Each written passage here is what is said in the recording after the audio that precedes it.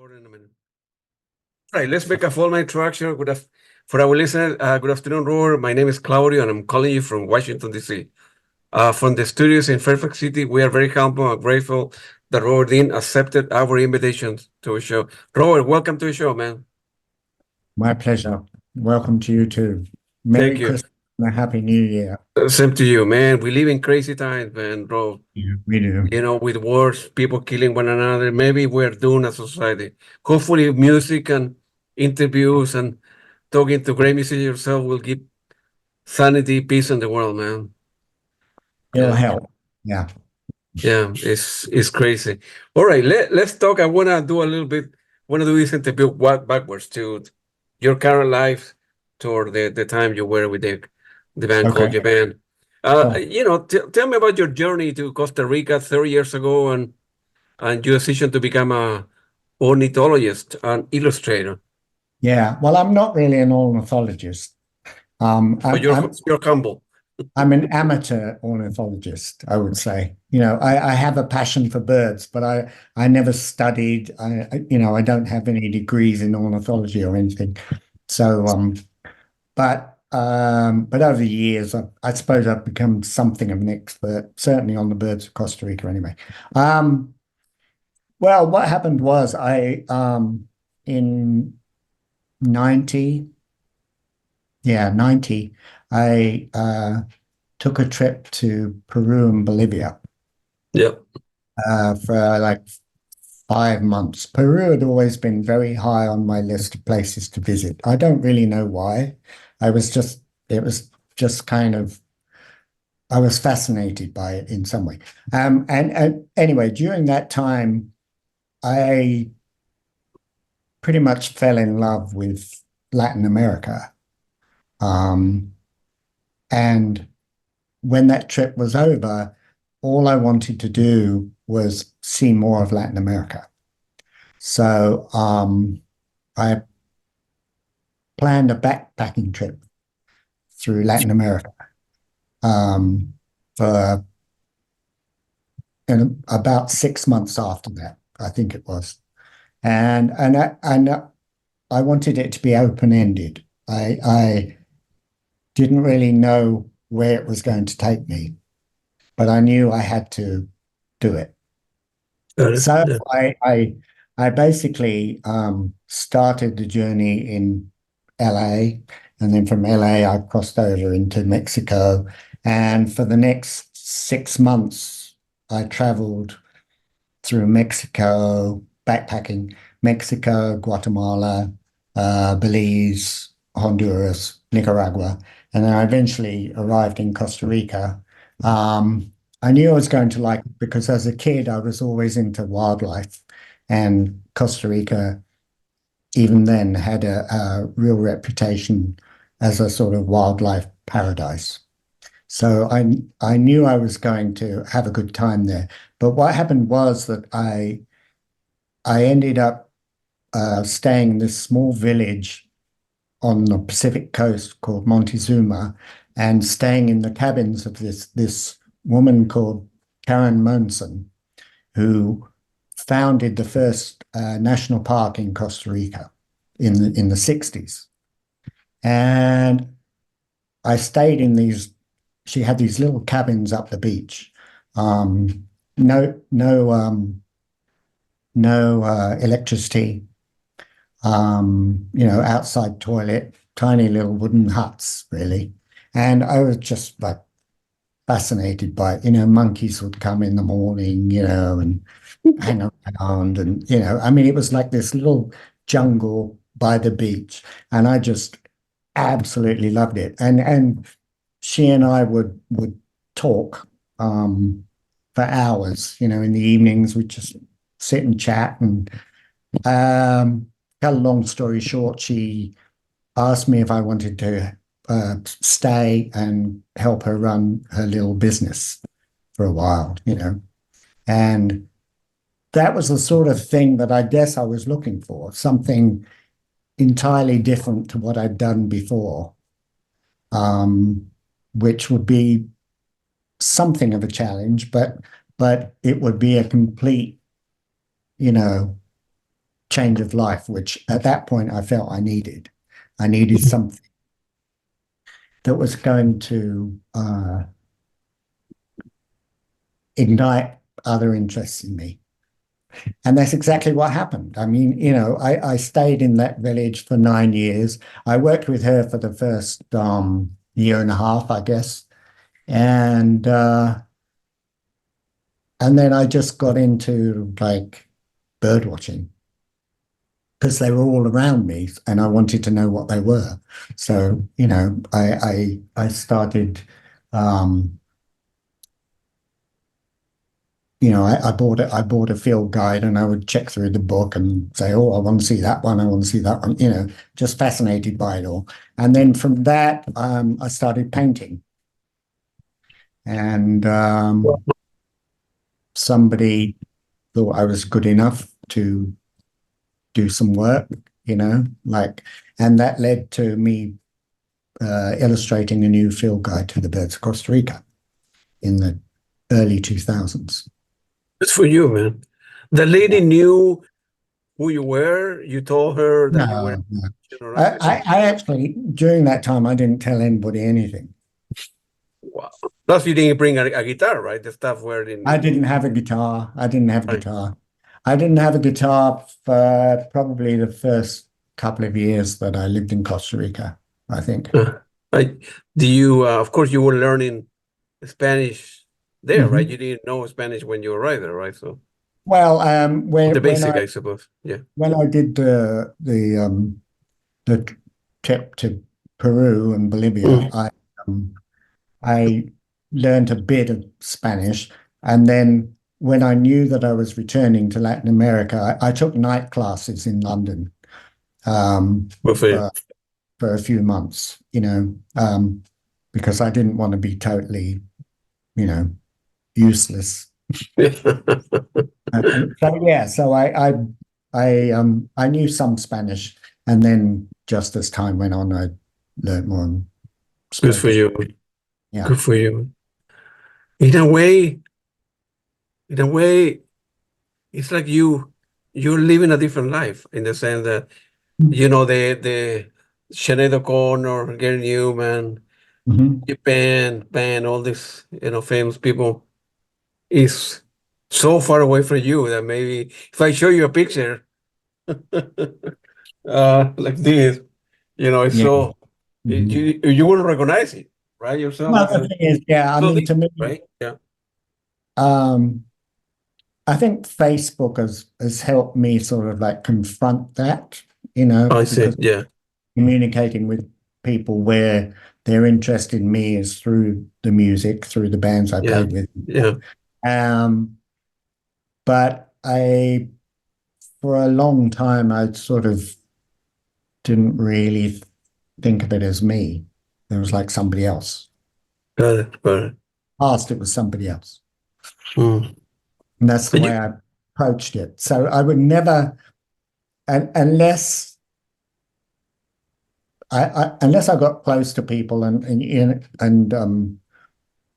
I felt like telling them parts of my past life, I wouldn't tell anybody anything. yeah. You Got know, it. Got it.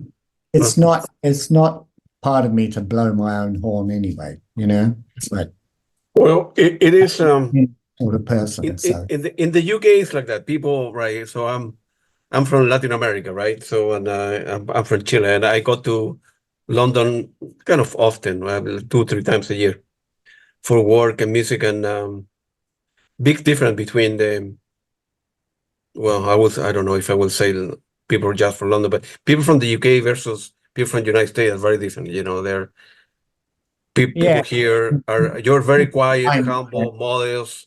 If you were to win the Nobel Prize, you wouldn't tell anybody. People in the United I, States, the opposite. They will tell everybody, "Hey, I used to be in a band called Japan with Sylvian and I, Mick Karn and all this guy and well, I mean, famous guitarist." But you wouldn't. but I do think that that is sort of changing. Uh, In you know, because of all the reliance on the media and stuff and cell phones um and all that. I think the the two countries are more similar than they used to be,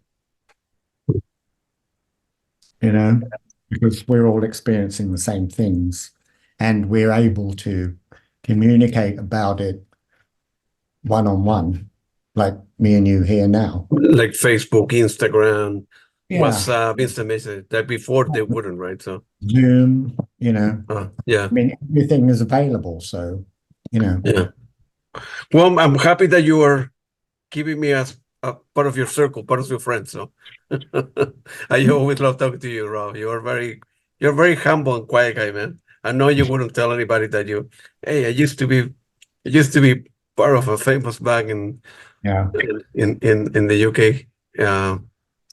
And how many books have you illustrated? Um, I think 6 or 7. Good for you. And then you guys do a small edition, and they do another edition, another edition. Yeah, what I've been working on pretty much all of this year Yeah. is the third edition of Costa Rica, Birds of Costa Rica. So I've been working on that pretty much solidly this year, and we should publish at the end of next year. Yeah, well, And yeah, that's go, a sorry. successful one. Yeah, Yeah. but I've And done that's, like birds of Panama, birds of Nicaragua, birds of yeah. North and Central America, birds of Aruba, Borneo, and Curacao, and a couple of others. But that's you make a living. That's your core Yeah, income, right? that's mine. Yeah. Yeah, can't Yeah. make a living from music anymore. But you seems happy. You seem happy, Yeah, yeah, Robert, and that's important, sure. be do the thing that you like, and Yeah. get a decent income to survive, and Mhm. that's good, man. For me, like I told you before when we talked the first time, music, I don't play any instrument. I don't know how to read music, but music has given me so much satisfaction in my life, and Yeah, being able to buy music, and being able to see a lot of gigs and go to a lot of live show, big band, small venue, big name, sure. small name, and it's given me a lot of satisfaction. My dad in Chile had a lot of music, so I began listening to music when I was literally a baby. And then Wow. when I was 14, I started discovering rock and roll. The Yeah, Genesis, the Peter Gabriel, the Tangerine Dream, and Pat Metheny, or whatever it was. And yeah. the rest is history. Then I was able to come here, and I'm able to see a lot of concerts. Music is beautiful, man. It's like, I suppose that Can people be, like, huh? can be.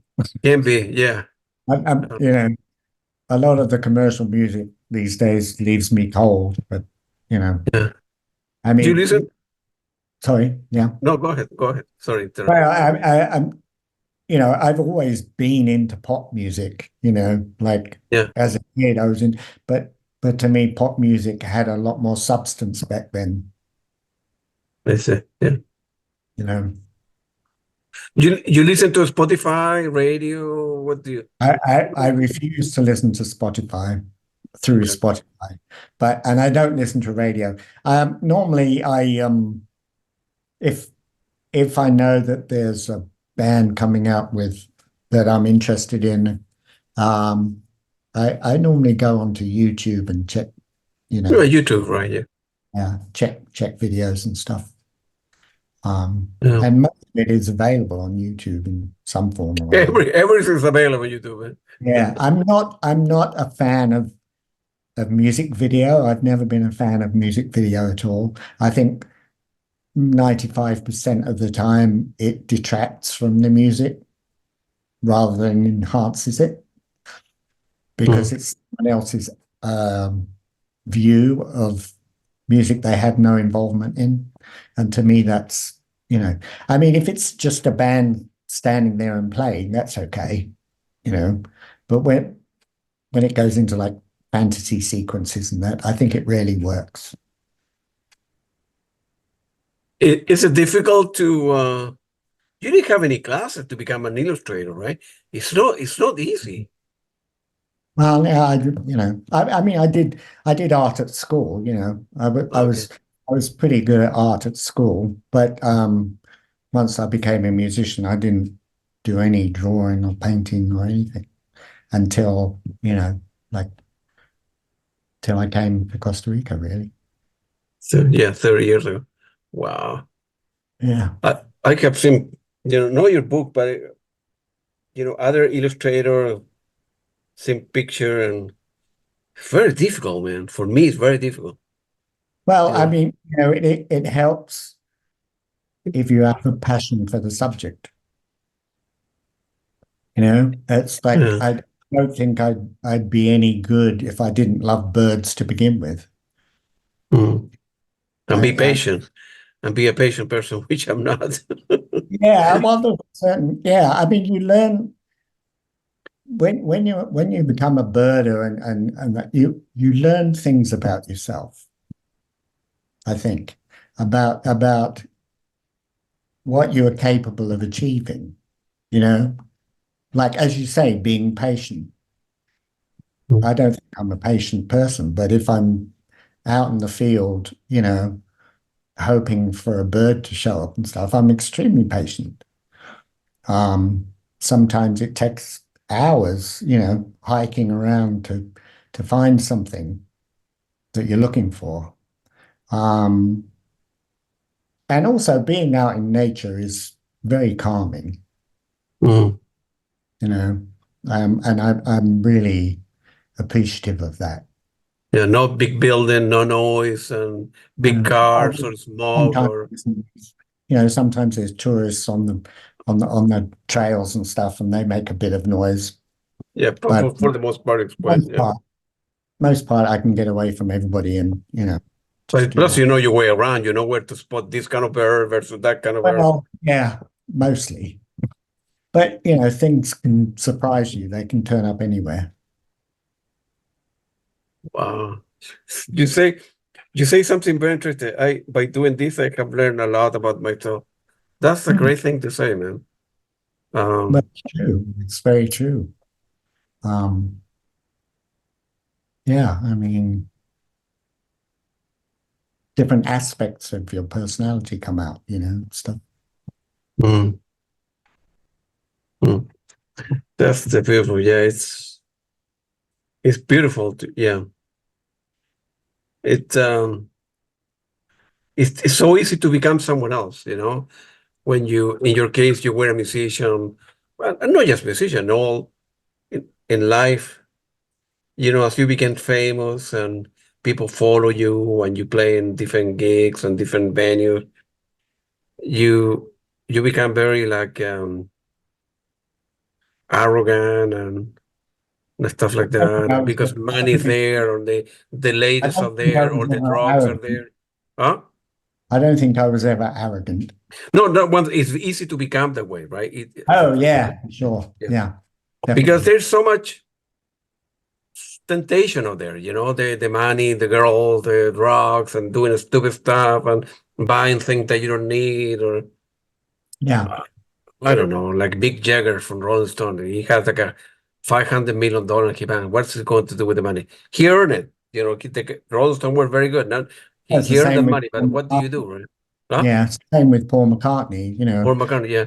still touring. I don't know why he still does it, or Bob Dylan. Bob Dylan's still touring. I mean, he keeps touring constantly. And, these people don't need to do it. To have And, plenty of money in the bank, yeah. and in the case of Paul McCartney, I mean, he doesn't sing like he used to. Um, I don't know how you can be satisfied with that. Yeah, maybe they don't know what else to do with their life. I guess I could find some things to do if I had the money. Oh yeah. But it also it's difficult when you're famous. You gotta be careful because you go to a restaurant, people will want to get an autograph and take pictures. So, you wanna go see a movie, you cannot do it, right? And it's very difficult to be Yeah. be the same person because you become one of your family. You became become someone else. I think the main problem with fame Yeah. is the insecurity, because you can't really trust anybody. Hmm. Because I think in the back of your mind, you're thinking, well, what's this person after? You know, how do you find, the true friend that, The girlfriend. Yeah. it's hard. I can totally understand it. I mean, but it's kind of sad in a way. Hmm. Yeah, absolutely, man. Yeah. Well, in my case, I'm not famous. I don't want to be famous. No, I'm an average guy who loves music. it's probably best not to be, or be, like um to not have a public face. Yeah, it's a big difference between being successful and being famous, right? Yeah, yeah, I want to have money in the bank so I can pay my bills, go with my family on vacation, but to be famous on cover or this, no yeah. interest. And plus I'm very shy, and now I'm talking to people all over the world about music. Can't be that shy. Huh? You can't be that shy. Well, so uh, you asked me a good question. So I have two options because I was passionate about music. I'm always been. And during the pandemic, I opened one radio. I sent the link to friends. They like it. I opened another one, sent the link. A couple company asked me to do that stuff as a way to listen to my own music, right? It was an interface to my own music. Yeah, And then I thought during the pandemic, well, musicians are not touring at all. They must be at home, nothing else to do. So I started calling people. And at the time I thought, man, if 10 people get back to me, I will be happy. And my first interview was with Steve Hackett, with Genesis. I yeah, got lucky with Steve. And plus, I got to know Steve better. I kept seeing him many times playing live and became a little bit of a friend. I have interviewed him like 3 times. I got lucky, and then other people get back to me, and then I have 10, and then 20, and then 30, and I like it. yeah. But it probably also brings out something in your personality. Well, so in answer to your question, so I have no option, right? So I'm an introvert. I'm a quiet guy. I say to myself, well, do you want to do it or you don't? There's nothing in between. And I say to myself, no, I want to do it. And I say, well, I need to, figure out the life, in which band they play, how they play, start reading by music.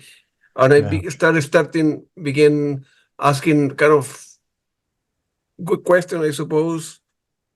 And then it went from there, man. And yeah. still some people that would never get back to me, like the Ringo Starr I would never interview, or Robert Fripp, Well, or I think Ringo Starr doesn't do interviews with anybody. yeah, You know, yeah, he does. I read that he doesn't give autographs either. right. You know, Which, yeah. um, which I mean, he's probably done enough for one lifetime anyway. You know, Mm.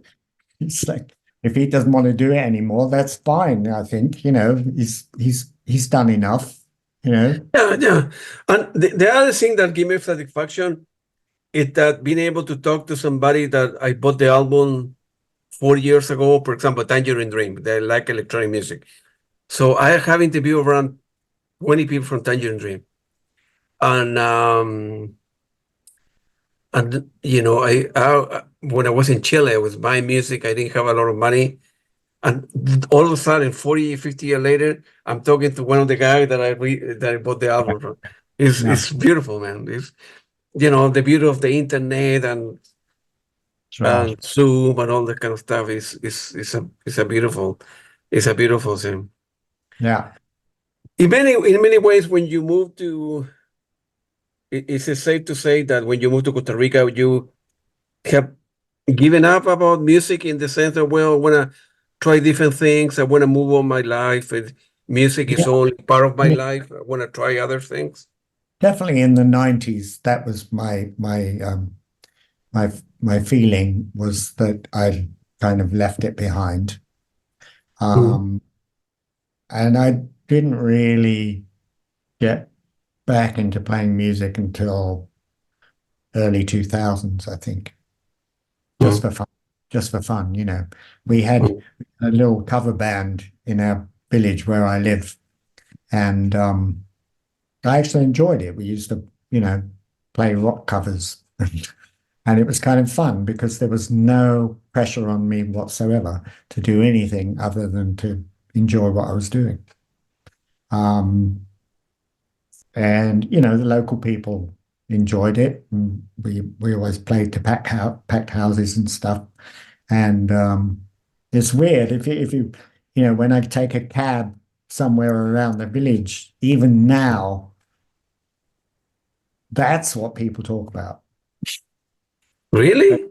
they talk about our cover band. When are you getting back together? I'm like, you know, I mean, that's what they want to know. They don't want to know about, you know, my art or anything. They just want to know about the band because we used to play all the time. And it was And fun. you didn't have a guitar for many years there, right? Yeah, right. Well, I had an acoustic. I think I bought an acoustic probably in like 1993 or something. I don't know, and just had it Yeah, and around. you were right there in 1990, so like 3 years you didn't play, you didn't touch a guitar at all, right?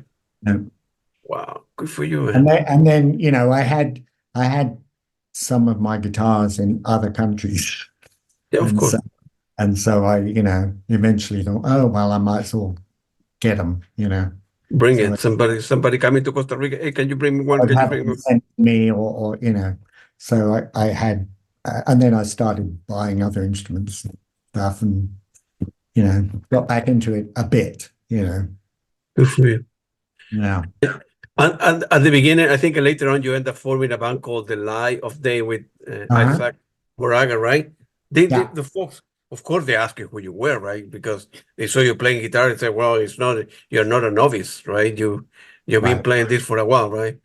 Yeah. You need to open up. I used to be part of a band." Yeah. Well, I mean, most of that project, it helped uh, to introduce people who are familiar with my past to it, you know, Sure, because that's the market, you know. And obviously, you know, if we're putting out a CD and vinyl or whatever, we need to capitalize on that in some way. right, So it was really just you know, something we felt we had to do, and it was nice to put it out there, you know. I, I sure. was I was happy with it. It, it's a big difference between, and I see to myself as well, between having to do something versus wanting to do something. Yeah, yeah. I mean, you know, I hadn't done Cool. anything up until that point, recording wise, apart from, you know, a track here and there. I hadn't done anything for decades, really.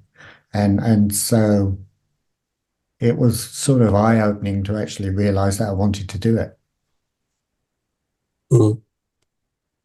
And yeah, it's good to do things because you like it, no pressure, no touring. Is there Yeah. decent like studios that you guys can record or In San Jose, yeah, in the in San capital, Jose? there's a few pretty good studios. Yeah, yeah, it's pretty healthy, and there's good musicians too. I mean, we used, you know, a few really, really good local musicians on that project, you know, and I'm very happy with the work they did. And yeah, there's some good musicians in Costa Rica. Good for Yeah. you. How far is it from like an hour drive to San Jose? No, from here it's about 2 hours. two 2 hours, two and three Driving? quarter, something like Yeah, that, 3 hours maybe, if the traffic's bad, which it normally is. Once yeah, you get to the Central Valley, when you're getting close to San Jose, the capital, the traffic is dreadful. You know, yeah. like any big city. Big city, right? There are hours on the day that, Yeah, like here, right? If you want to go to DC, either you do it after 7 p.m. or before 7:30 a.m. because in between, right? Everybody want to go to work or yeah. take Well, the metro, the train, whatever. Yeah. it's the same here. I mean, traffic is shocking. But sometimes you can do it really quick. But the quickest you can get there is about 2.5 hours, I would say. Right. And you try with playing with your compadres once a quarter, every 3 Fridays, or every once a month. You guys get together and play in a local bar or stuff, or no, not that often. Well, actually, we were very serious about it. Mhm. Probably my fault, but we would like we would never play the same set twice. Oh, I see. So every time we played, we normally played for like 3 hours, like three sets of an hour each, and we never played the same set twice. So we would rehearse for like solidly for like a month before we played because we were learning new songs all the time. Sure. And we had three vocalists. Two of us sang in English. I sang. Two of us sang in English, and then our other guitarist, he sang in Spanish. So we Yeah. had a fair percentage of the songs were Latin American rock songs. Sure. Some of which I actually really liked. Good for you. Yeah, I mean the band Soda Stereo, I really like them. I think Oh, they yes. have a lot of good stuff. I really Oh, like them. Soda Stereo, man, is the best. For Yeah, people that don't know, it's the band from Argentina, three guy that was probably in the history of Latin music, in my opinion, is the best. The best. yeah, I think so. Yeah. They were very, very good, man. So, learning and playing some of that stuff was good. Yeah.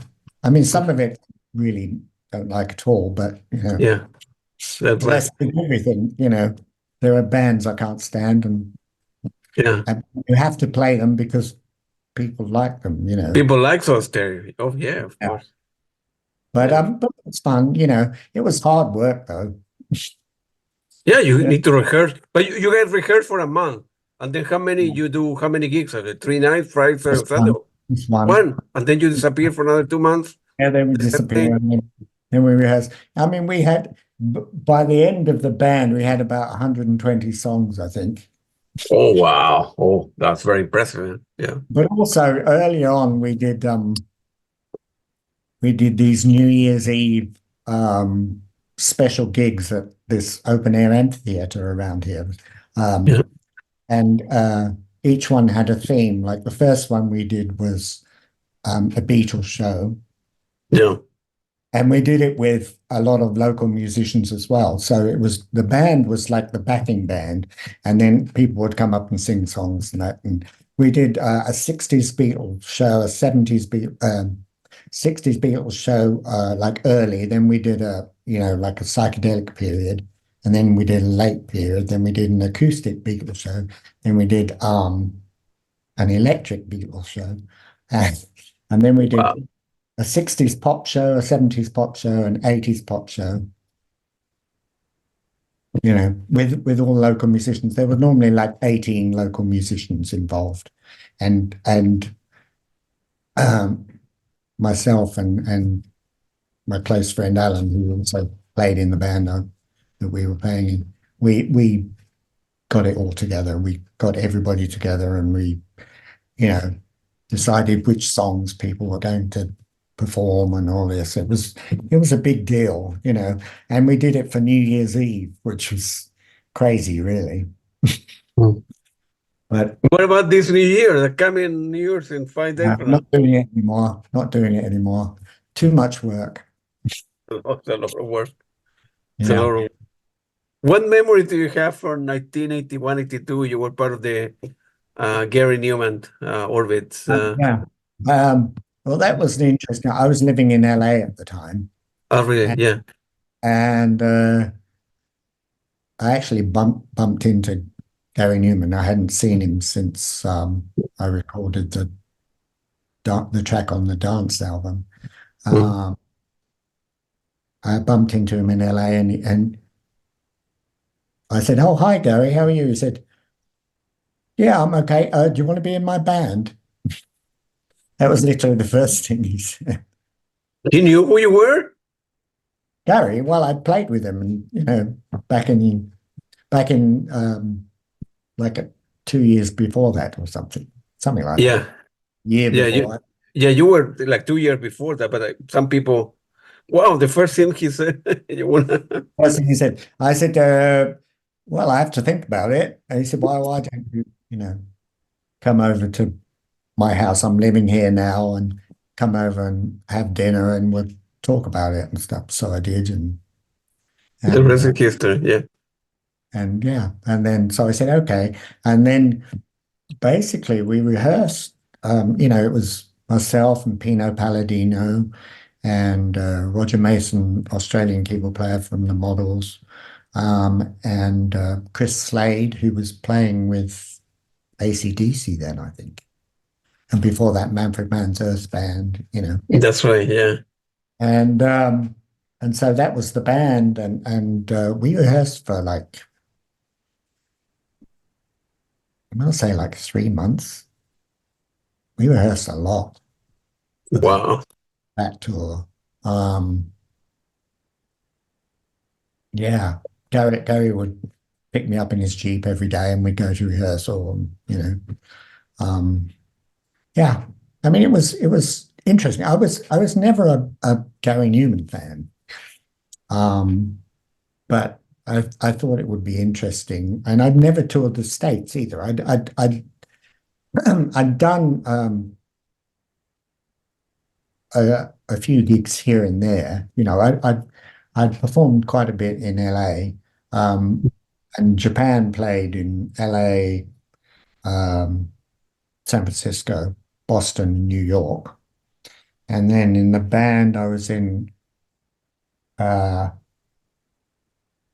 that was after that actually, but I have played in like the East Coast. I've done the East Coast stuff, and I've done Toronto, and that's about it. Mm.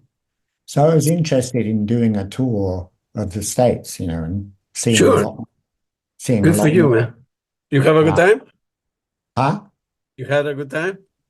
Yeah, I did actually. Yeah. It was yeah, I mean some places were great. I mean, in New Orleans we played on a Mississippi riverboat that went up and down the Mississippi while we were playing. I mean, it was a huge concert hall, I mean, it probably Yeah. held 1,000 people or something. But that was Wow. kind of, and Yeah. I'd always wanted to go to New Orleans, and it Good was for you. very eye-opening. You play with Sinead O'Connor as well, right? That unfortunately she passed away Yeah, recently, unfortunately. yeah. That was And that was a great time in my life playing with Sinead. really? But Yeah. I mean, we rehearsed for like, I mean, because it was basically her debut. So the record company, Ensign Records, they wanted to ensure that everything was in place by the time, she was released. And so we rehearsed and wrote the band as a whole. We all like I think it was like 10 months, like Wow. working on songs. I mean, at times we had rehearsal studios booked for a month at a time, and we would go in every day. And if things weren't working, Sinead would say, "Oh well, let's just come back tomorrow." So and other days we'd work really hard and get a lot done. And it was a great time. It was a very productive time. She Mm. was an absolute joy to work with. I have no negative things to say about Sinead. I saw her only once about 5 years ago in a small place called the Vicksburg here in Virginia. And Uh-huh. it was a great show, but I knew that the way that she was speaking and telling a story, that it was other things were affecting her psychologically. Yeah. Who am I to criticize people? But I can tell right away that Yeah. it's you know Yeah. Well, I mean, it's in those early days, there was none of that. I mean, it was all very organic and good. Yeah, yeah, very positive. She was incredibly positive at that time. yeah.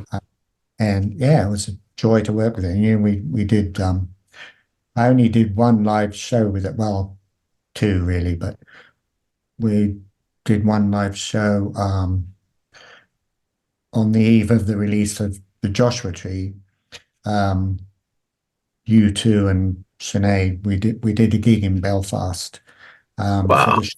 For the show The Old Grey Whistle Test Yeah, was being filmed and yeah, I mean we only played like two songs, but that was like our live debut really, or yeah, her live debut really, yeah. which was great. It's a good show. I'd never been to Belfast, so that was nice. Good for you, man. Yeah, good for you. But But- yeah, working with Sinead was a complete joy. I loved being around her. Um, and yes, it was all positivity and Yeah, she was an outstanding musician. Yeah, and was. Did you see the documentary? I saw. Yeah, I saw. I saw one part in YouTube, and I don't know another platform. I don't remember. And it. And I read a lot of comment given by different musicians, as if she was asking. I don't know if that's correct to say it, but like she was asking for help in the last 5, 6 years, and Yeah, I think the son, I don't know the name of the kid, but committed suicide, and yeah. Her she son got was. into a couple of trouble with the Catholic Church, and I don't even know. I just, um, Well, you should see the documentary though. yeah, maybe I should check it out. Yeah, more detail. It's Yeah. really excellent, and it really um, shows how far ahead of everything she was, Oh you know, yeah, yeah. mentally, with the whole like Catholic Church and everything. I mean, it may have ruined her career, but that independence um, paved the way for so many other artists. And I Abs- think abs- only now people are realizing just how important she was. Absolutely, no, absolutely, yeah. Uh, I try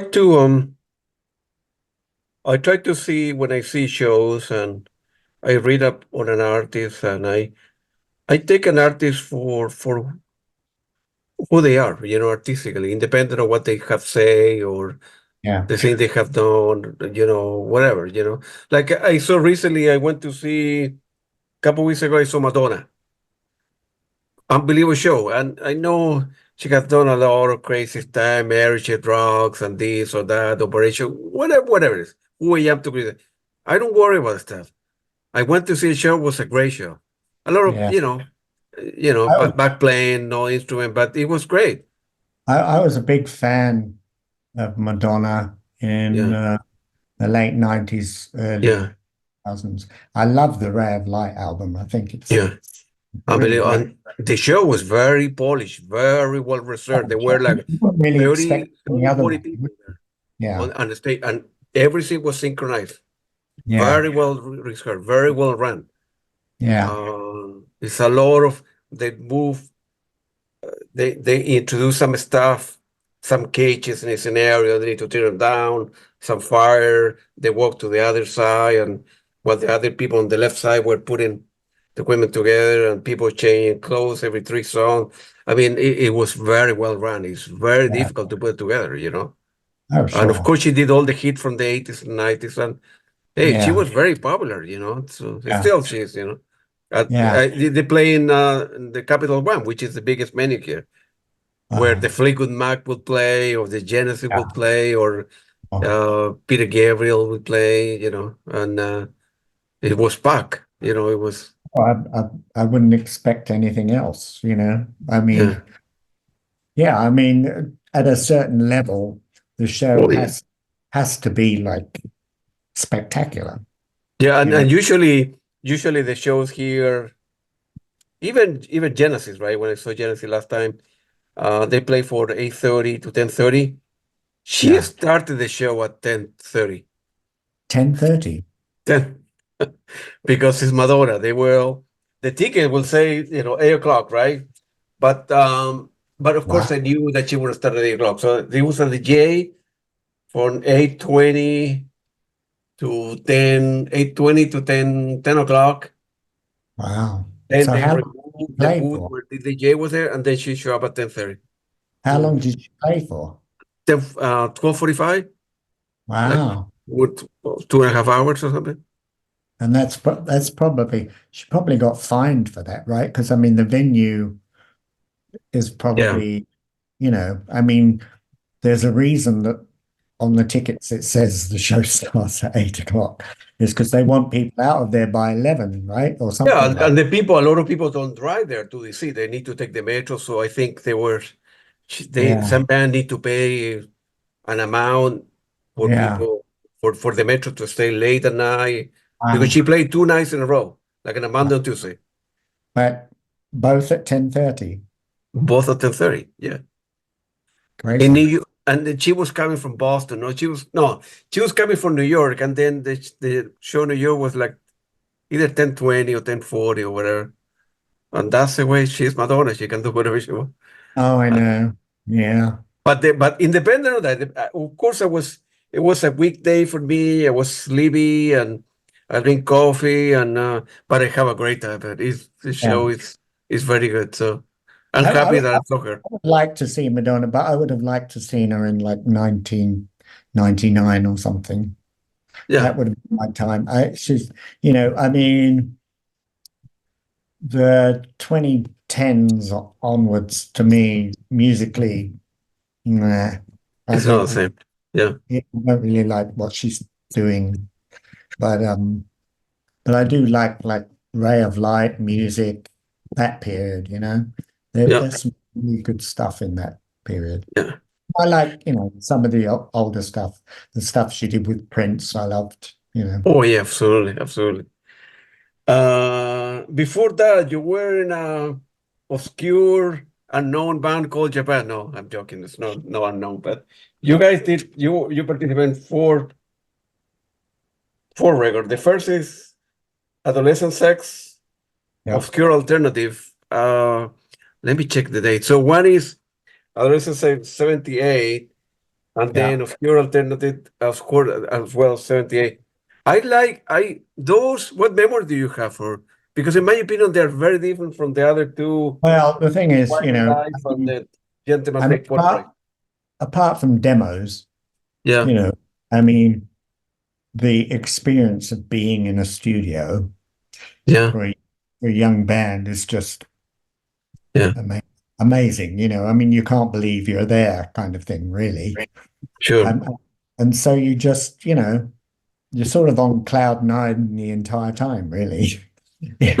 You don't really know what you're doing half the time, Yeah, but it's only in hindsight you realize the mistakes you made and the things you could have done better. But yeah. yeah, musicians should never be satisfied with something they've done. Always room for improvement. But you were like 21 years old, 22 at Yeah, the first. I was the oldest by 2 years, but yeah, I mean, yeah, uh, Steve was only like 19, something like that. Yeah, yeah. Of course, David Sylvian, um, Mick Karn, Steve Jansen, and Richard Barbieri. With how you did this? The other four guys knew one another before you Yeah, joined the band. they went to school together. Well, of course, Steve and Dave were brothers, but Yeah, they went to school together, I got it. and so they were friends from school, and they formed a band. And I actually answered a hand in Melody Maker, At the time was a very famous. which Yes, is maybe. really odd because I lived I lived in northeast London and they lived in southeast London, which is Mm. a long way away, you Oh know. yeah. And to get to where they were and to rehearse and stuff, I had to get like, a bus and a train and another train and you know. And I don't really know why I did it other than I believed in what we were doing, I guess. So, Um, you respond to that. They say, okay, we'll we'll I check think you I out think next I was week, whatever. I think I was the first person they saw, and they just said, "Yeah, we don't Okay. need anybody else." Yeah. That was it. Good for you. Yeah. Good for you. Some people But have I was say, impressed. I was impressed because they had their own PA. I mean, I'd oh yeah, played with, like up and coming small little bands, not much, but everything I'd done, nobody had their own PA. Japan not only had their own PA, they had a minivan with yeah. with that they could drive around in. So I was very impressed that they had that together. Mm. And at that point they had tons of songs. Like Written like before you show up, right? Before you. not just like, David would write a few songs a week. I mean, they just kept coming. Um, Mm. and we weren't playing live so much, because you couldn't get that many gigs. But Yeah. we did play, a few pubs and stuff around that time, and yeah, we But got more. any of them came from a family with money because, getting No, a band, getting the PA, or was it a stipend from the record label all the time that they like what they saw and they no, say, no. This here's was before money. that. This was before that. Yeah. I I don't know exactly. Well, Richard was working, and so was Mick at that time. Yeah. Like when I joined, they both had jobs. Right, Uh, got it. I think Dave was on the dole, I think, and Steve was still at school. Yeah. Um, but yeah, maybe they borrowed money off their parents. I'm not sure. I don't Yeah. know. Maybe, yeah, maybe probably Mick got some money from his mum and dad, and Yeah. Yeah. they just, But it's still, I 20 years old was unusual for a bunch of 20-year-old kid to have a PA and a band. And yeah, it was kind of impressive. so you say, man, I want to be here. I want to be a part of the, Well, and also they had their own material, which is always, impressive, yeah. you know. Um, and yeah, I mean, in those days, it was very exciting, and I don't think any of us had any doubt we were going to get a record deal, and I Really? mean, yeah, I don't think we had any doubt at all. Yeah. Um, Wow. Wow. Yeah. the time was going to come, and it was Yeah. just a matter of when. Mm. But It's, it that's how bands should be. They should have should that. believe in themselves. Absolutely. Right. They But have to have that positivity about themselves, and sure. and Japan definitely had that. I always feel that Japan was a very unusual group in the sense that very underrated. They were all of you, were unbelievable musicians. Yeah, Mick Karn, yourself, and obviously David Sylvian, Steve Hampton, but Richard Barbieri, and they were very good, very, very good, as individual, and then putting a band together, playing together. as it's always difficult. I read that somewhere that looking in retrospective, they should have not, put out there the first two albums because they're very different from the last two, which are Quiet Life and of course uh Gentleman Take Polaroid, right? Which are, in my opinion, that's my opinion, those are more mature, much better Yeah, album well, than the band, was finding its feet. exactly right. You Yeah. know, and it's a learning process. Actually, when you think of it, I mean, it was pretty fast metamorphosis. Mhm. 78 to 80, basically 81. It's like less than 3 years Mhm. between the four albums. Um, but it was also down to what we were listening to. You know, Yeah. um, we were listening to more uh, interesting electronic stuff. I The- mean, I, obviously, Roxy Music were an influence on the yeah. band. Yeah. Even in the early days, I mean, we were all fans of Roxy Music, Yeah. um, and we were all fans of Brian Eno. I Yeah. mean, and so that and fans of Fripp, and I mean, so it was a logical progression to move more in that It's a direction. more in sync wise, right? Obviously, We it's also loved, obviously that like, most of the band loved influence Iggy one Pop, another, right? and, Yeah. Right. huh? Most of the bands listen to one another and have influence on one another. At the time, David Bowie was popular, then became Duran Duran, and then Roxy Music, and then Susie and the Banshees, and a lot of great bands. They start playing more in the keyboards, and the last two albums, the one that I just show, are more keyboard intensive, if I could say that. And Yeah, I mean, the one interesting factor, yeah, certainly around the time of the first album, was that it was the evolution of punk. mhm, So you couldn't really ignore it. It was part of the live scene, a very strong part of the live scene.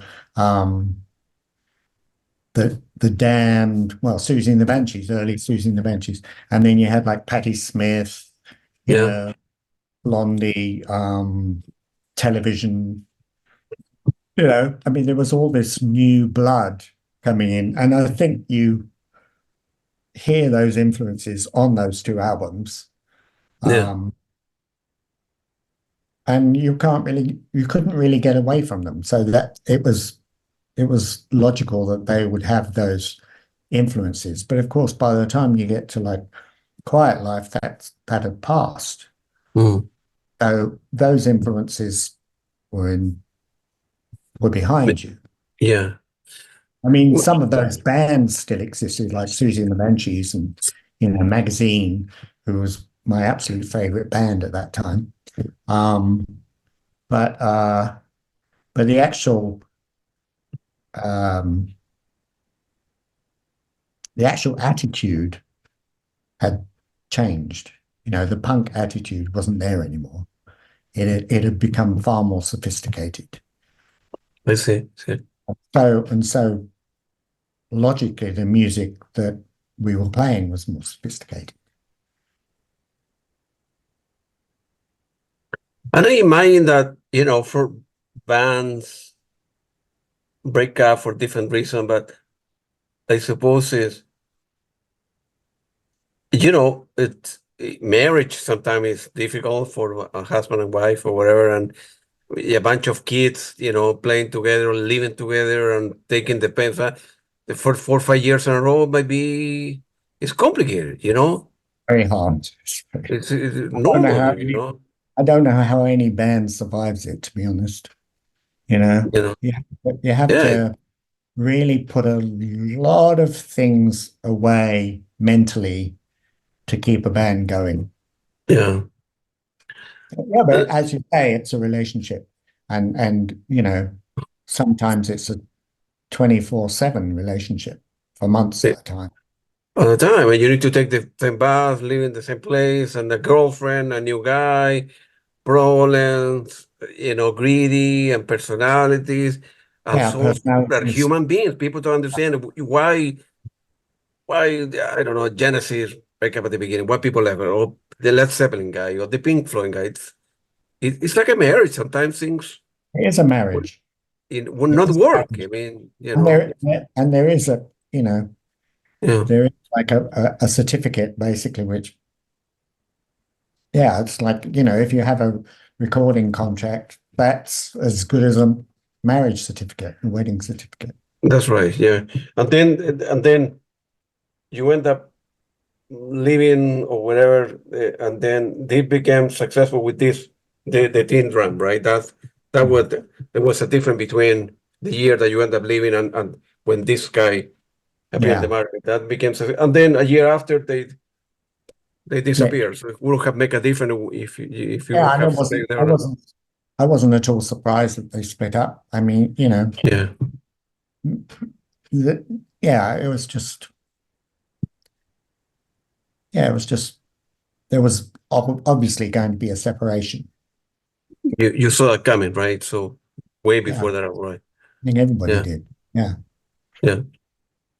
Very underrated band, very good band, very different band. So I like it. As I say, I like, and of course David Sylvian did very well for himself. His brother, Mhm. he played drum in other bands. He have toured. He have released a lot of record. And Richard Barbieri playing with Steven Wilson, Porcupine Tree have done well. And then Mick Karn unfortunately died, passed Yeah. away recently. No, not recently, but unfortunately he passed Not away that too. recent. No. Not that recently, but unfortunately he passed away. Yeah. Too early in life. I think he was a very good guy, very good, very excellent. As I said before, I'm repeating myself. Each one of you were excellent musicians, and Yeah. maybe in a different times, you have stayed together maybe longer, and could have been one of the best band of all time in Japan. Yeah. Yeah. But I appreciate that the legacy of the band is a positive one. Oh, As absolutely, absolutely. far as, the audiences are concerned, I think the band have thought of positively, and that's all you can ask for, really, when you're Mm. talking about something that was 40 odd years ago. I'm quite sure that people all over the world still buying Yeah. Japan, Mhm. CDs or buying or memorabilia or whatever. It's. I Yeah. appreciate Japan. I have appreciated Japan more later on in my life than I was at the time. Yeah. Well, at the time, when I was in 1980s, of course, I didn't have any money. I was going to school. Yeah. But it was a very good band. I really liked the band, man.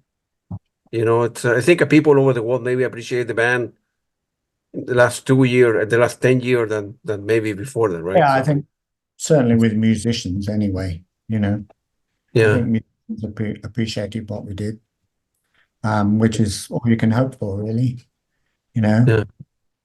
Um, yeah. Should be you. Are you proud? All the that you were part of there and all the stuff you have done. Yes, but it's I not. know you're very humble and quiet guy, but for me, Yes, me telling you, Claudio telling Ralph that it was one of the best band of all time. no, I'm proud of it. Yeah, But it's not the most important thing in my life. no, no. You seem happy now, happier No, I that am. with living in Costa Rica, doing your look at the birds and having peace in your life and Yeah. The not sunshine. argue, sunshine, not arguing with people, don't take it baths or crazy Yeah, deadlines or fighting with record labels. It's yeah.